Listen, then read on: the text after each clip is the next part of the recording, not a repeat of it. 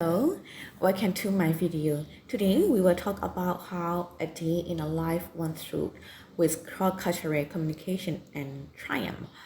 So, cross-cultural communication is fascinating, especially with our interest in travel and cultural exploration. It's all about connecting and exchanging information across different cultural contexts, and it often involves understanding diverse communication style, gestures, custom, and value. Like, for instance, in some culture, directness is appreciated, and some people value clear, concise communication. Meanwhile, indirect communications may be preferred in other cultures, whereas subtlety and reading between the lines are key. Nonverbal communication, like body language and eye contact, also vary greatly. What might be seen as respectful in one culture could be considered rude in another. So, Thailand is such a great example of indirect communication, which is also highly contextual communication. So, when I first moved to Thailand, the very first difficulty I encountered was obviously, yes, the language barrier. I had been to Thailand many times as a tourist before. At those times, I felt okay about communicating with local in English since I came here for a short-term tourism purpose. However, when I tried to blend with their culture this time, it was somehow unpleasant that I cannot understand their language. By the means of their language, it includes both vowel and non-vowel.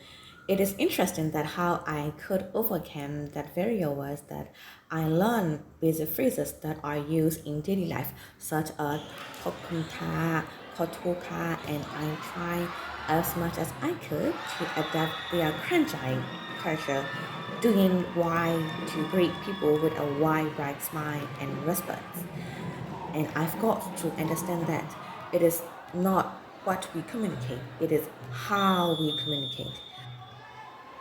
Not only vowel language, but also non-vowel, aka body language, is important in communication.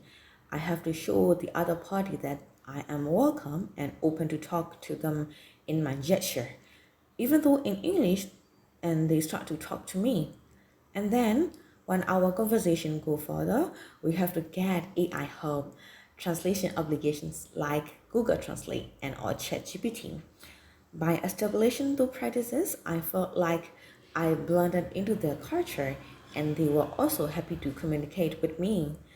My daily communication is better than before, and I am happier to spend my days in Thailand. This is how I overcome my cross-cultural communication problem in my daily life. And if you have your experience, and you can share, and I am happy to listen as well.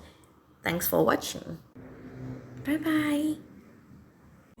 ในความเสียใจที่มันเข้ามาก็ทำไม่เหมือนกันแต่เมื่อเวลาที่ลมหมดไปไม่บอกจะไปไหนฉันคือได้อีกวันแต่ถึงลาก็ลา